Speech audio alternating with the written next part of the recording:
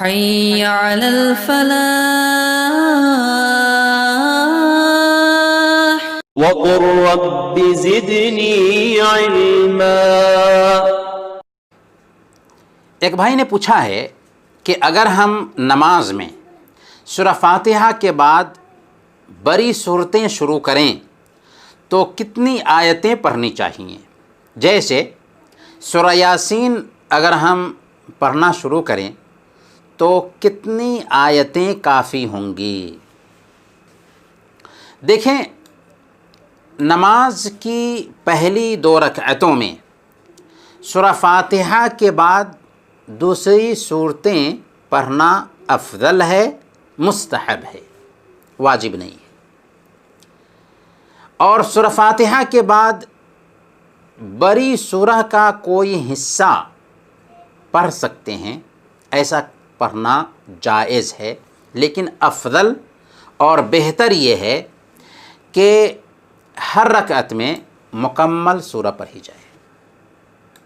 اللہ کے رسول صلی اللہ علیہ وسلم کا غالب اور اکثر عمل یہی تھا کہ آپ مکمل سورہ پڑھتے تھے۔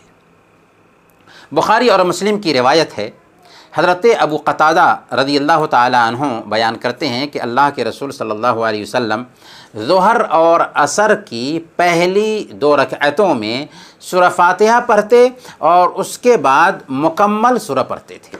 گویا افضل یہی ہے کہ قصار السور، چھوٹی چھوٹی جو صورتیں ہیں، ان صورتوں میں سے نماز میں اختیار کر کے مکمل صورتیں پڑھی جائیں۔ اگر کوئی آدمی بڑی صورتوں میں سے کچھ آیتیں پڑھنا چاہتا ہے تو برکیف اس بات کی گنجائش پائی جاتی ہے، وہ پڑھ سکتا ہے، کیونکہ اللہ تعالیٰ خود فرماتا ہے فَقْرَؤُوا مَا تَيَسَّرَ مِنْهُ، کہ قرآن میں سے جو آسان ہو پڑھ لو، تو گنجائش پائی جاتی ہے۔ اور ایسی حالت میں اگر کوئی آدمی بڑی صورتیں اگر اختیار کر رہا ہے تو ایک آیت پڑھ لیتا ہے تو ایک آیت ہی اس کے لیے کفایت کر جائے گی۔ البتہ امام احمد بن حنبل رحمۃ اللہ علیہ فرماتے ہیں کہ وہ آیت بڑی آیت ہو تو بہتر ہے، اور علماء اس بات کی بھی صراحت کرتے ہیں کہ آیت کم سے کم ایسی ہونی چاہیے جس کا مفہوم سمجھ میں آتا ہو، یا علیحدہ طور پر اس کا کچھ حکم ثابت ہوتا ہو۔ یعنی اگر کوئی آدمی بڑی صورتوں میں سے ایک آیت پڑھتا ہے جس کا کوئی مفہوم سمجھ میں نہیں آ رہا ہو، یا اس سے کچھ حکم ثابت نہیں ہو رہا ہو، مثال کے طور پر ثم نظر یا مدھامتان، تو یہ آیت تو ہو گئی لیکن اس کا کچھ مفہوم سمجھ میں نہیں آ رہا ہے۔